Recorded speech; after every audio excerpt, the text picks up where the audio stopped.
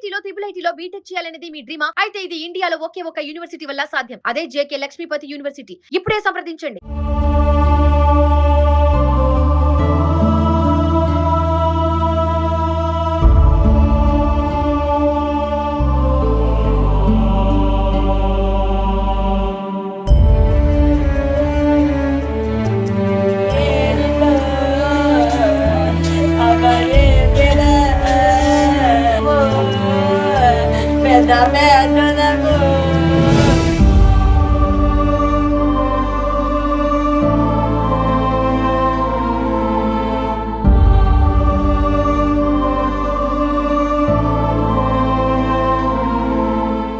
అందరికీ నమస్కారం.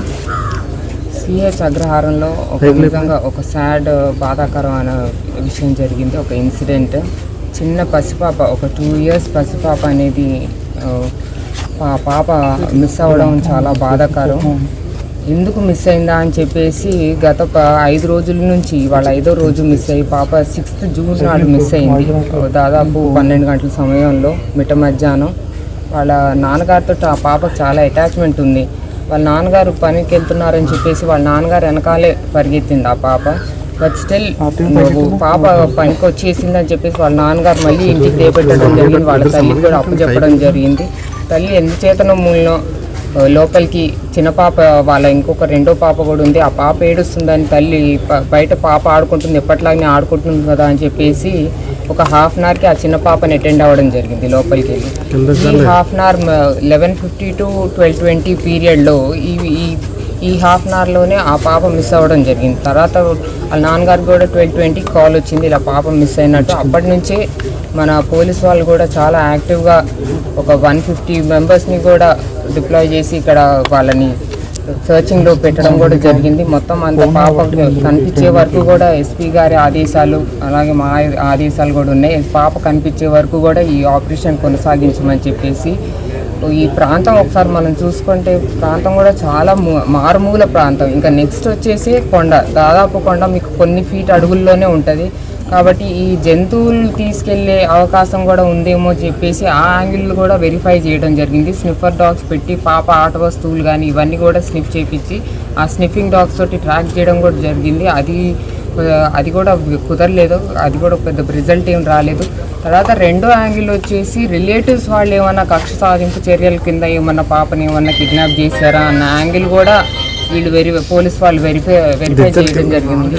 ఇప్పుడే నేను పేరెంట్స్ని అడిగాను వాళ్ళకి ఏమన్నా ప్రాబ్లమ్స్ ఉన్నాయా, ఎవరితో ఉన్నాయా, ఎవరన్నా అప్పులు తీసుకొని కొట్టడం కానీ ఇలాంటివి ఏమన్నా జరిగాయని వాళ్ళ పేరెంట్స్ని కూడా అడగడం జరిగింది. వాళ్ళు కూడా చెప్పింది ఏంటంటే ఎప్పుడో ఒకసారి మాకైతే కార్ ఇన్సిడెంట్ మీద, కార్ది ఏదో విషయం మీద వాళ్ళకి పెద్ద గొడవ అయిందమ్మా, పెద్ద పంచాయతీ అయ్యింది అన్నారు. ఆ కోణంలో కూడా పోలీస్ వాళ్ళు వాళ్ళని వెరిఫై చేయించారు. అలాగే మన దారి కూడా ఉన్న సీసీ కెమెరాస్ కూడా వాళ్ళు వెరిఫై చేయించడం జరిగింది. బట్ ఏదైనా సరే పాప కనిపించే వరకు మటుకు ఈ ఆపరేషన్ కొనసాగించవలసిందిగా నేను డిఎస్పీ గారిని కూడా రిక్వెస్ట్ చేశాను. అలాగే ఎస్పీ గారి ఆదేశాలు కూడా ఈ పాప కనిపించే వరకు కంపల్సరీగా ఈ ఆపరేషన్ కొనసాగించాలని. అలాగే వీళ్ళకి ఒక పెంపుడు కుక్క అనేది ఉంది. ఆ కుక్క ఎప్పుడు కూడా పాపతో బాగా అటాచ్మెంట్ ఉంది. ఆ కుక్క కూడా ఇప్పుడు ఆ పాపతో పాటు ఆ కుక్క కూడా అబ్స్కాండింగ్లో ఉంది. ఆ కుక్క కూడా కనిపించట్లేదు. ఎందుకో 4వ రోజు నిన్న ఆ కుక్క ఇంటికి వచ్చిందంట. సో వీళ్ళందరూ చాలా ఒక ఆశాభావంతో వీళ్ళందరూ కుక్క ఇంటికి వచ్చేసింది, పాప కూడా ఇంటికి వస్తుంది. చిన్న పాప, 2 ఏళ్ల పాప. అసలు నిజంగా ఆలోచిస్తే 2 ఏళ్ల పాప దరిదాపుల్లో ఎక్కడో అంతకన్నా దూరం వెళ్ళ చుట్టూతా చూస్తేనేమో పొదలు, అందులో వర్షాకాలం మొదలైంది, పొదలన్నీ ఫుల్గా వచ్చేస్తున్నాయి. అసలు పాప కూడా 2 ఏళ్ళ పాప ఎంత దూరం అని వెళ్తుంది అనుకుంటాం మనం కూడా.